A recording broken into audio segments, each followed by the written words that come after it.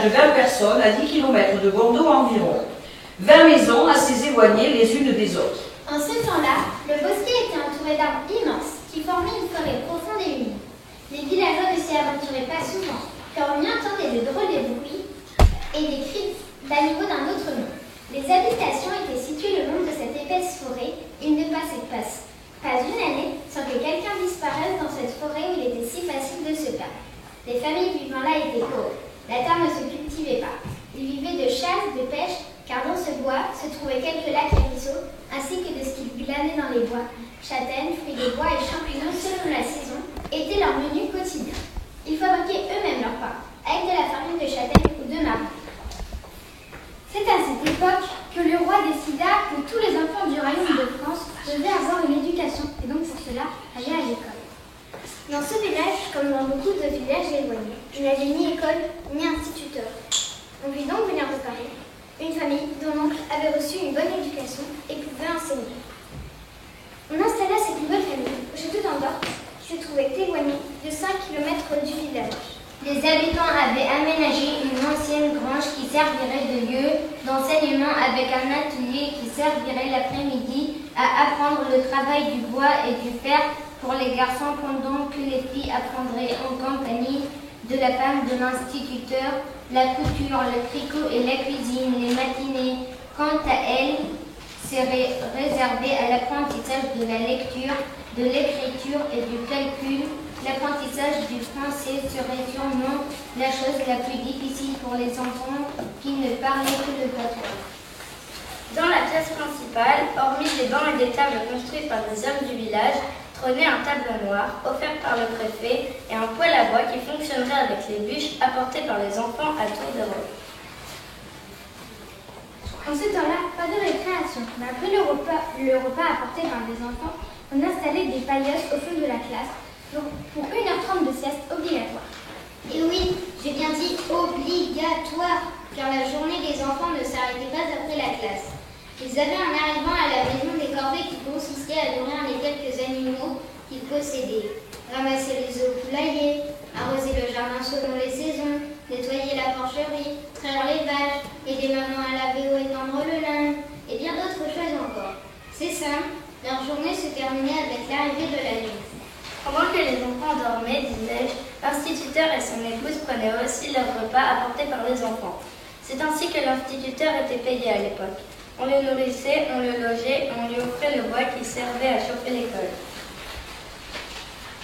Mais revenons au château d'Andorre. Celui-ci avait été construit il y a très longtemps par le roi pour un seigneur très puissant qui était parti à la guerre et n'en était pas revenu. Le château tombait en ruine et la famille de l'instituteur avait choisi de n'habiter qu'une partie de ce château, bien évidemment la moins abîmée. L'instituteur y vivait avec son épouse, ainsi que les enfants de son frère décédé et leur maman. Il y avait l'aîné, un grand gaillard de 13 ans, trop vite grandi, que l'on appelait Boîte de 40. Je vous laisse deviner pourquoi. De jolies jumelles de 8 ans, Zoé et Valentine, deux petites filles très espiègles, toujours prêtes à faire quelques bêtises.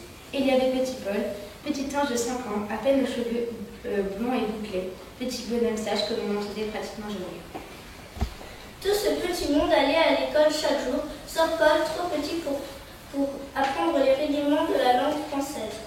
Paul restait donc en compagnie de sa maman au château. La petite famille partait donc à l'école, chaque matin, à pied, traversant la forêt ou la longeant, selon les heures de monsieur l'instituteur. Ils entendaient parfois des bruits étranges, mais accompagnés de leur oncle, ils étaient rassurés. En ce temps-là, les loups vivaient encore dans nos forêts, d'où ils ont disparu aujourd'hui. Et lorsque l'hiver était trop froid, il leur arrivait de se rapprocher des maisons afin d'y trouver quelques poules, lapins et des œufs. C'est lors d'un hiver particulièrement glacial que se produisit la chose. Comme chaque matin, la famille partit ce jour-là très tôt pour l'école, sauf Valentine, retenue au lit par une méchante fièvre. Sa maman, profitant de la présence de sa fille à la maison, lui laissa Paul afin d'aller acheter quelques tissus à Bordeaux pour fabriquer aux enfants qui grandissent trop vite des vêtements chauds pour l'hiver. Elle en aurait tout au plus pour 3-4 heures à pied aller-retour. Valentine, épuisée par cette fièvre, s'endormit. Paul, dans sa chambre, jouait avec un. Quand Valentine se réveilla, elle trouva la maison étrangement silencieuse. Elle se leva afin d'aller se chercher un verre d'eau à la cuisine, et en passant devant la chambre de Paul, elle y jeta un œil. Celui-ci ne s'y trouvant pas, elle le chercha dans toutes les pièces du château, y compris celles qui n'étaient pas habitées. Vaguement inquiète de ne pas le trouver, elle enfile sa pèlerine et va dans la cour. Elle visite tous les coins et recoins sans résultat. À ce moment-là, dans la forêt, tout près, elle entend un hurlement glacer le sang. Prise d'une peur panique, Valentine court se réfugier dans le château, dont elle ferme la lourde porte à double tour. Que faire? Le téléphone n'ayant pas encore été inventé. Elle ne peut rien faire. Elle pense à Paul, qui aurait certainement voulu se promener et s'est trop éloigné. Elle décide, malgré sa crainte, d'aller à sa recherche. Elle sort donc et s'avance résolument vers le bois. Elle prend le chemin qui longe cette forêt. Le seul que connaît Paul. De temps en temps, elle l'appelle. Paul, Paul, tu m'entends? Mais rien. Hormis ce grand silence, tout à coup, car elle n'avait pas remarqué ce silence avant, elle a plutôt l'habitude d'entendre le gazouillis des oiseaux, les cris de la chouette, du coucou du hibou, le bruissement des feuilles dans les branches, les pas furtifs du renard ou de la belette, le craquement des branches, mais ce silence, jamais! Tout à coup, cela lui semble anormal. Ce silence lui fait peur. Valentine a froid. Froid parce qu'on est en hiver, mais aussi froid parce qu'elle a peur. Malgré tout, par amour pour son frère Paul, elle continue d'avancer, les sens en alerte. Enfin, elle commence à apercevoir l'état de la première maison du village. Elle a moins peur, sûrement qu'il y a là quelqu'un qui va pouvoir alerter les hommes du village qui partiront à la recherche de son frère. Elle presse le pas. Elle est freinée dans son élan par un cri, un long cri qui traverse l'épaisseur de la forêt. Ah! Ah! Au secours! Elle connaît cette voix, elle en est sûre, c'est celle de Paul. Sans hésiter, elle s'élance dans la forêt. Elle a poursuivi des cris de son frère. Elle court, et se trouve maintenant au milieu de la forêt. Le silence est revenu. Plus rien. Vers où aller? Vers où se diriger? Elle est entrée dans cette forêt qu'une seule fois avec son oncle pour aller ramasser du bois de chauffage pour l'hiver. Valentine est perdue. Elle s'assoit au pied d'un arbre et se met à pleurer. Et de fatigue, elle s'endort. Elle est réveillée par le froid. Il fait sombre. Elle ne voit rien. Au bout d'un moment, ses yeux s'étant habitués à l'obscurité, elle entrevoit, mais où est-elle? Elle est couchée dans un lit. Quelqu'un l'aurait-il trouvée dans les bois? Et son frère, est-il là? Elle saute du lit, se dirige vers ce qui ressemble à une porte. Elle en cherche la poignée, mais il n'y a là aucun système d'ouverture. Elle touche la porte, tape dedans. Comme c'est bizarre, c'est glissé humide. Les murs sont rugueux et froids. De l'eau coule qui vient du haut. Valentine crie. Au secours! Mais rien, aucun bruit. Ce silence lui rappelle quelque chose. Que fait-elle ici? Qui l'y a menée? Son frère est-il là? Valentine réfléchit. Quelqu'un va bien finir par venir la voir. Alors là, elle en profitera pour se sauver. Elle court vite. Son oncle, monsieur l'instituteur, n'arrête pas de lui dire qu'elle court vite. Elle court comme un lapin, et un lapin, ça court vite. Elle se met derrière la porte et attend. Elle finit par s'endormir. Elle est réveillée par les pas. Valentine est prête. On ouvre la porte. Valentine se faufile et se sauve à toute vitesse. Elle court, mais où est-elle? Quel endroit étrange! Cela ressemble à une grotte, si ce n'en est pas une. Les parois sont en verre. Et de l'autre côté de la paroi, elle voit son frère, attablé face à une famille de loups.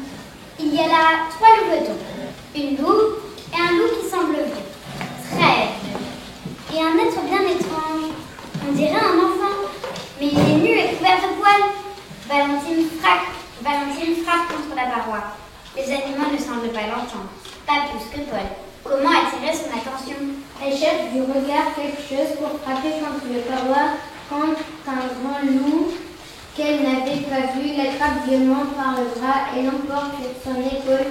Valentine crie, mais à quoi bon? Personne ne l'entend.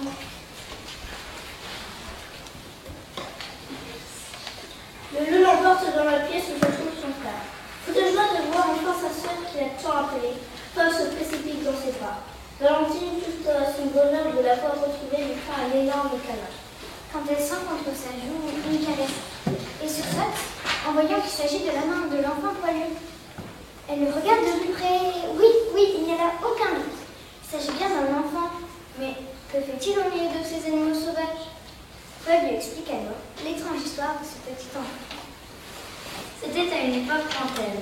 On interdisait alors à quiconque pénétrait dans les bois, sous peine de jamais en revenir, car il vivait là d'étranges personnages. Des sorciers, des animaux à pattes d'homme, des hommes avec des sabots et même des gnomes et des sirènes dans les lacs. Tout un monde étrange vivait dans cette forêt. La personne qui osait y entrer n'en revenait jamais. Ce qu'il devenait, on n'en a jamais rien su. Dans le village, vivait un père et son enfant. Le père partait souvent pour travailler à gauche et à droite et laissait son fils au bon champ des voisins. Un jour, qu'il était parti, le petit garçon ayant oublié quelques affaires chez lui, partit sans rien dire à personne, et pour aller plus vite, décida de prendre un raccourci par le bois qui lui aurait fait de s'abstenir. Une fois entrés dans la forêt, des bruits étranges se firent entendre. Les branches des arbres se baissèrent, s'entrecroisèrent afin de former une barrière solide, infranchissable. Le petit garçon essaya bien de tromper les arbres en faisant semblant d'aller à droite s'il voulait aller à gauche, ou le contraire. Mais rien n'y fit. Il ne faisait qu'accroître la colère de la forêt. De toutes parts, on entendait des bruits étranges à lui glacer le sang. Au bout d'un moment, fatigué, l'enfant s'endormit. Lorsqu'il s'éveilla, il était dans cette grotte. Il devint rapidement le serviteur des loups et l'amuseur des loups. Jour et nuit, ceux-ci l'obligeaient à jouer avec eux. Bien sûr, il jouait aux loups et c'est lui qui se faisait manger. Plus de 100 fois déjà, les loups l'avaient mangé et ressorti de leur ventre pour recommencer. Un jour, le petit garçon a réussi à se sauver. Hélas, les loups le rattrapèrent alors qu'il était presque arrivé au village. Pour lui faire comprendre qu'il ne devait plus s'échapper, chaque année, les loups enlevaient un enfant et le fermaient dans la grotte où il restait pour toujours. Et tous les 100 ans, les loups font un festin de tous les enfants qu'ils ont kidnappés. Lorsqu'approche ce moment aux alentours du bosquet qui est devenu une ville qui s'appelle maintenant le Bosca, on entend des bruits bizarres à l'emplacement de ce bois qui a été rasé depuis, où a été construite notre école, l'école Jean Jaurès. D'ailleurs, pour mettre fin à ce sortilège, il y a une dizaine d'années, l'école a été complètement